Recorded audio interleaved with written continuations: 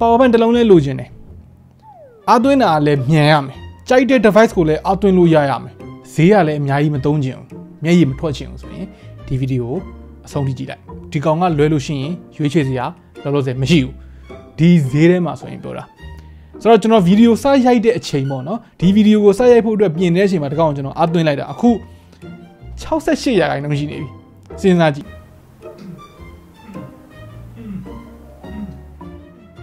Okay TBH Labs ကနေကြိုဆိုပါတယ်ဒီနေ့မှာကျွန်တော် power bank လေးတွေ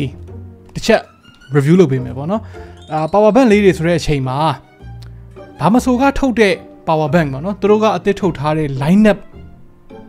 စုစုပေါင်း10မျိုးရှိတယ်အဲ့ဒီ10မျိုးကိုကျွန်တော်တစ်ခုချင်းစီ unbox လုပ်ပြီးတော့ကျွန်တော်ဘယ်လိုထင်လဲဘယ်သူတွေအတွက်တင့်တော်တယ်လို့ထင်လဲအဲ့ဒါကိုပြောပြမယ်ဆို power bank နေမှာပြဿနာဘာရှိလဲဆိုတော့ရှေ့မှာတော့ကျွန်တော် Anchor 737ကို review လုပ်ထားတဲ့ video မှာလည်းပြောခဲ့ဘူးလေ power bank တွေကပြင်းမှုကောင်းတယ်ဘာမှသိပ်ပြောစရာမရှိဘူးအဲ့လိုမှမဟုတ်ဘူးเนาะပြောစရာရှိတဲ့ပျော်ဖို့ကောင်းတဲ့တော့မဟုတ်ပြင်းဖို့မကောင်းတဲ့ power bank တွေကြတော့လေဈေးက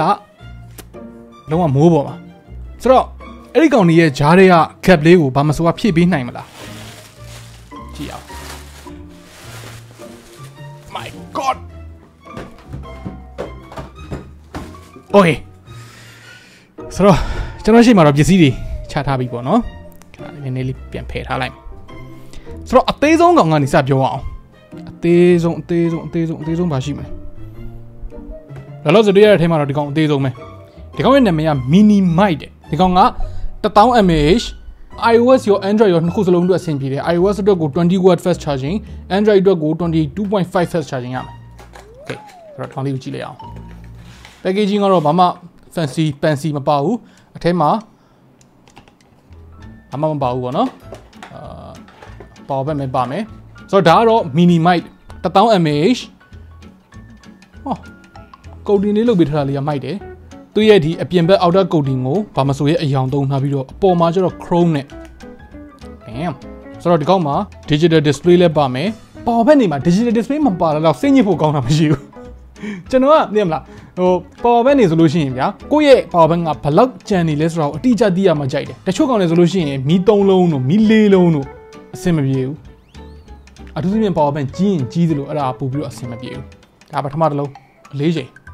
အနေနဲ့မှာတော့ဒီကောင်ကပေါ့ပပလေးပဲအဓိကတော့ဖုန်းအသွင်းမှုပေါ့နော် power bank တော်တော်များများတော့ဖုန်းအသွင်းမှုပါပဲ okay နောက်တစ်ခုက nano flash ဒီကောင်ကလည်း 20W for iOS 22.5 for Android ဆိုတော့ nano flash နဲ့ mini mic နဲ့ဘာကွာမလဲ okay ဒီကောင်လည်းအဝါရောင်မယ်ဘာမဆိုအရောင်မယ်fit ကတော့ fit and finish ကတော့ကျွန်တော်ဒီကောင်လေးကိုနည်းနည်းပိုသဘောကျတယ်ဒီကောင်ကနည်းနည်းမသိဘူးစတစ်ကာကတ်ထားသလိုခန်းစားချက်မျိုးလေးရတယ်ပေါ့နော်ချောလေးပေါ့ဆိုတော့ဒီကောင်က USB A ကနေထွက်မယ်ဆိုလို့ရှိရင် 22.5 အထိ USB အောက်မှာထွက်ပေးနိုင်တယ်ဒီကောင်ကကျတော့ Type C အားပြန်သွင်းမယ်ဆိုလို့ရှိရင်ဒီဘက်ကိုသုံးရမယ် in out ပေါ့နော်ဒီကောင်က 20W အထိရမယ်ဒီ Type C ပေါ့ကsize အနေနဲ့ကတော့အတူတူလောက်ပဲဒီကောင်ကနည်းနည်းလေးပို့ပြီးတော့ကားတယ်လက်ထဲမှာကန်ရတာဒီကောင်က fit and finish ပိုကောင်းတယ်ဆိုပေမဲ့ဒီကောင်ကဒီ cuff လေးတွေနဲ့အဆင်ပြေတယ်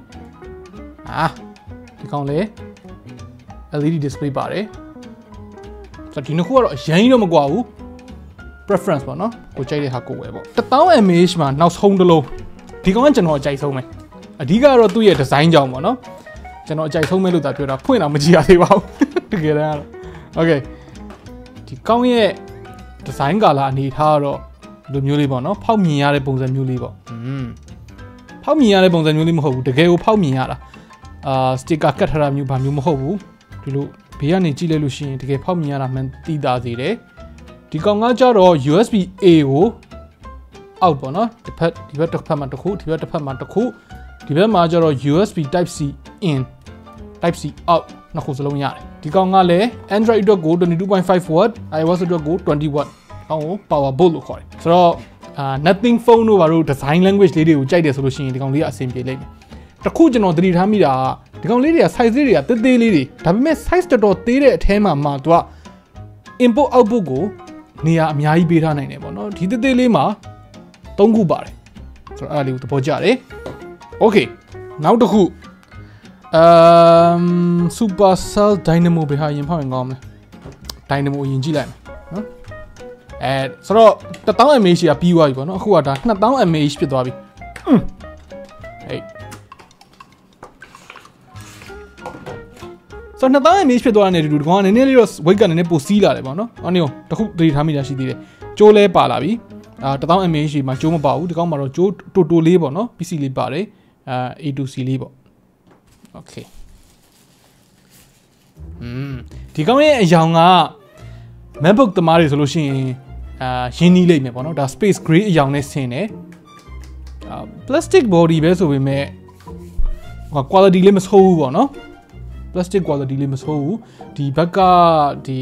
လိုမျိုးglossy finish ကိုတော့ fancy မဖြစ်ဘူးအဲ့ဒါတော့တိတ်သဘောမကျဘူးပေါ့နော် Okay ဆိုတော့ဒီကောင်မှာတော့ digital display မပါဘူးဒီကောင်ဒီလိုလေးပဲပြပေးတယ်ပေါ့နော်ဆိုတော့သူ့မှာ type C တစ်ပေါက် type A ဟိုဘက်တစ်ပေါက်ဒီဘက်တစ်ပေါက်စုစုပေါင်း3ပေါက်ပေါ့နော်ဆိုတော့ဒီကောင်ကလည်းထုံနည်း၎င်းမယ် iOS အတွက်ကို20 watt Android အတွက်ကို 22.5 watt ဒီကောင်က Supercell power bank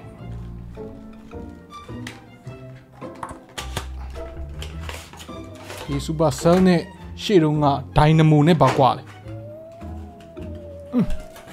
Okay ဒီကောင် fit and finish လေးလည်းမိုက်တယ် fit and finish တွေတော်တော်မိုက်လာတယ်အဲ့ဒါလေးတစ်ခုသတိထားမိတယ်ပေါ့နော်ဒီမှာ 22.5 watt ဆိုပြီးတော့အကြီးပါမယ်brand name ကတော့ခက်တိတိလေးပဲပါမယ်အဲ့ဒါလေးလည်းသဘောကျတယ်okay အဓိကကွာတာတော့ဒီကောင်မှာ digital display ပါတယ်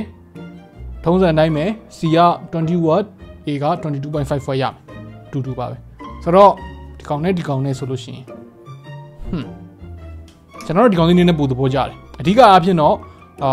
digital display ပါတာကြောင့်ရယ်ပြီးတော့ brand name ကအနောက်မှာခက်သေးသေးလေးဖြစ်နေတာကြောင့်ရယ်ပေါ့နော်အခုချိန်ကစပြီးတော့2000 watt တွေပြီးသွားပြီဆိုတော့3000 watt ဒါကောင်းကန်းကိုစရောက်လာပြီပေါ့နော်ခင်ဗျားတို့နေတော့မသိဘူးကျွန်တော်ကတော့ power bank ဆိုလို့ရှိရင်အဲ့လို1000 2000အဲ့လိုခက်သေးသေးလေးတွေသုံးမယ်အစား3000ဖွင့်ချင်လောက်ကိုသွားတာမျိုးကိုပို့ပြီးတော့သဘောကျတယ်နည်းနည်းတော့ခါကိုင်းတာပေါ့နော်တို့အဲ့ဒီပါလေးထည့်ထားလိုက်လို့ရှိရင်ဒါပေမဲ့လေ power bank လေးဟုတ်တယ်မလား Okay ဒီကောင်ကတော့တီးတီးတသားလေးကစ်သွားပါတယ် Okay ဒီကောင်လေး display ပါတယ်ဒီကောင်က4ပေါက်ဖြစ်သွားပြီ in ကို2ပေါက် out ကို2ပေါက် in ကို USB-C ကနေနှစ်ခုစလုံးကနေ in လုပ်လို့ရတယ်ထွက်တာကတော့4ပေါက်လုံးကနေထွက်လို့ရမယ်ထင်တယ်မရဘူးဒီကောင်တစ်ပေါက်က in only ဆိုတော့ out က3ပေါက် in ကစုစုပေါင်း2ပေါက်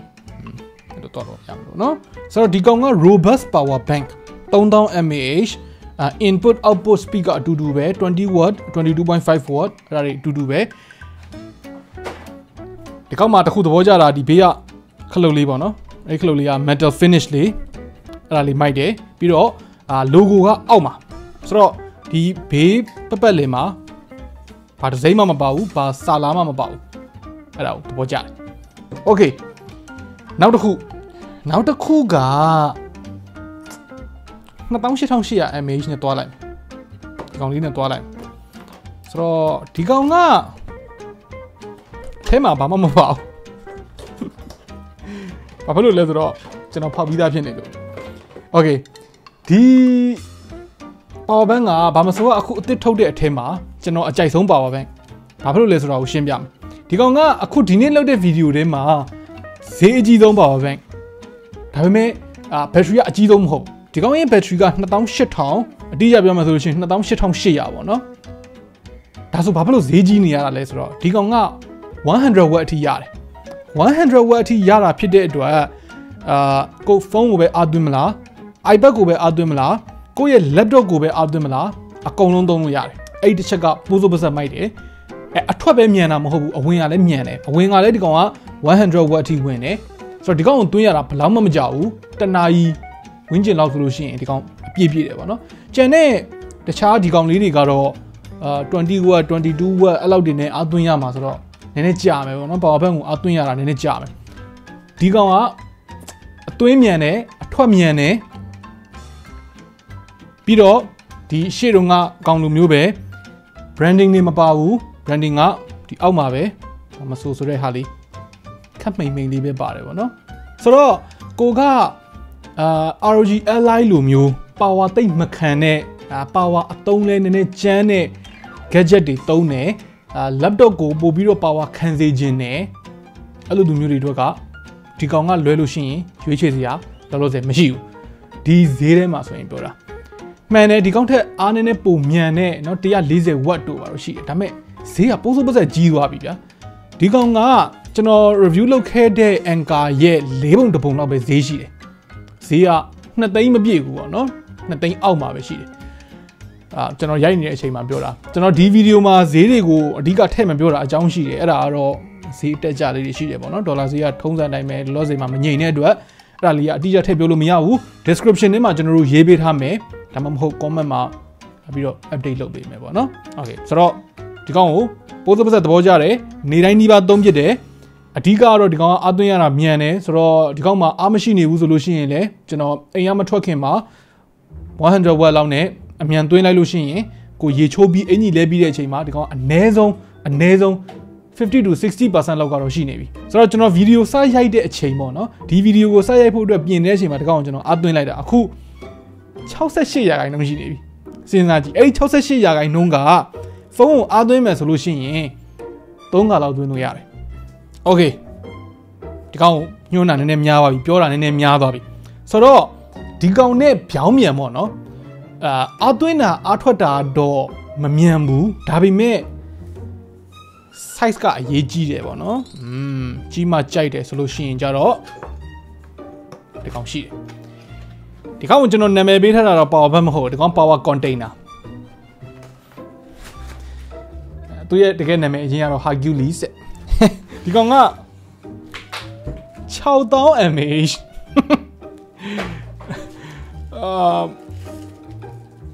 နဲတဲ့ကောင်ကြီးမဟုတ်ဘူးပိုးစိုးပစက်ကြီးပါနော်ဒီကောင်ကအပြင်ကဟွာလေတော်တော်မာတယ် material ကလည်း plastic ဆိုပေမဲ့တော်တော်ချစ်တဲ့တော်တော်မာတဲ့ plastic finishing ကြီးတွေတော်တော်မိုက်တယ်ဒီမှာ hook လေးပါထည့်ပေးထားသေးတယ်စွမ်းကြမ်းဒီကောင်မှာသူကမီးသီးလေးပါတယ်ဝေါဆိုတော့ power clock ကိုဖိထားလိုက်လို့ရှိရင်မီးသီးလေးလည်းရှိတယ်ဆိုတော့ emergency ပေါ့နော်မီးပြတ်သွားတယ်မီးကမှောင်နေပြီဘာညာဆိုလို့ရှိရင်ဒီကောင်လေးသုံးလို့ရတယ်ဒီကောင်မှာတော့အသွင်းအထွက်တွေကအများကြီးပဲဒီကောင်မှာ USB A က4ပေါက်ပါတယ် USB C က2ပေါက်ပါတယ်တစ်ပေါက်က input only နောက်တစ်ပေါက်က in ရောအောက်ရောရမယ် digital display လည်းပါတယ်ဆိုတော့ဒီ6000 mAh ကို 22.5 watt နဲ့အားသွင်းမှာဆိုတော့တနေ့တော့ကုန်တယ်ဒီကောင်ကိုအပြည့်သွင်းထားလိုက်မယ်ဆိုလို့ရှိရင်တကယ်ကိုတနေ့ကုန်တာတကယ်ဒါပေမဲ့မြန်တာမမြန်တာကိစ္စမရှိဘူးအဓိကတော့ emergency အနေနဲ့ဆောင်ထားခြင်းနဲ့เนาะဒါမှမဟုတ်မသိဘူးအပြင်အကြာကြီးသွားမယ်တော်တဲ့ဘာညာသွားမယ်မီးမရှိတဲ့နေရာမှာအကြာကြီးနေမယ်ဒါပေမဲ့ဖုန်းအတွက်ပဲသုံးမှာဆိုလို့ရှိရင်ကတော့ဒီကောင်ကြီးအဆင်ပြေတယ်ဒီကောင်မှာနောက်တစ်ယောင်လည်းရှိသေးတယ်ခဏနေဒါအဝါရောင်ပေါ့နော်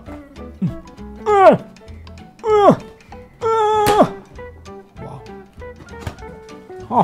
ဖြူလေးကနည်းနည်းပိုမိုက်တယ်သူရဲ့အဖြူက Storm Trooper အဖြူလေး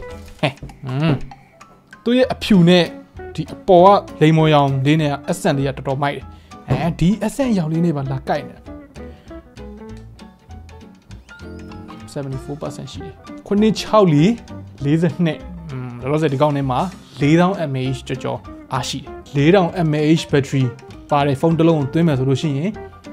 9ခါ10ခါလောက်ရဘာဖြစ်လို့4000 mAh ဖုန်းတစ်လုံးက4000 mAh ဖုန်းကို10ခါအားသွင်းလို့မရလဲဆိုတော့ကြားထဲမှာအပူနဲ့ energy waste ဖြစ်သွားတာဘာညာလည်းရှိသေးတယ်ဗျာအဲဒါကြောင့်မလို့လမ်းကြုံလေးပညာပြီးပေါ့နော်ဆိုတော့ကျွန်တော်ဒီနေ့ unboxing လုပ်သွားတဲ့အထဲမှာဘယ် power bank တွေကိုသဘောကျလဲဘယ်ကောင်းကိုခင်ဗျားနဲ့အကိုက်ဆုံးလို့ထင်တယ်ကျွန်တော်တို့ကတော့ရှင်းတယ်ဒီကောင်ပိုးဆိုးပဆက်ကြိုက်တယ် laptop power bank အတွက်ဒီဈေးနဲ့ဒီ quality ဒီလို branding ခက်သေးသေးနဲ့က very good နောက်ထပ်ကျွန်တော်ရဲ့ဒုတိယအကြိုက်ဆုံးကတော့ဒီကောင် တော်လေး weight သေးတယ်1000 mAh နဲ့ဒီ size နဲ့ဒီ weight နဲ့ကတော်လေးမိုက်တယ် design လေးလည်းသဘောကျတယ်ဟာနေရောခုမှသတိထားမိတယ်ဒီကောင်မှာဘာမဆိုဆိုတဲ့တစ်စိတ်တောင်မပါဘူးကျန်ဘာမဆို company limited ဆိုတဲ့ဟာလေးကဒီမှာ PC လေးပဲပါတယ် very good တယ်ဆိုတော့ခင်ဗျားတို့ရောဘယ်ကောင်ကိုအကြိုက်ဆုံးလဲဘာဖြစ်လို့လဲအောက်က comment ထဲမှာဝင်ရောက်ဆွေးနွေးညှိခုံတော့လို့ရပါတယ် okay နောက်နေ့မှတွေ့တာပေါ့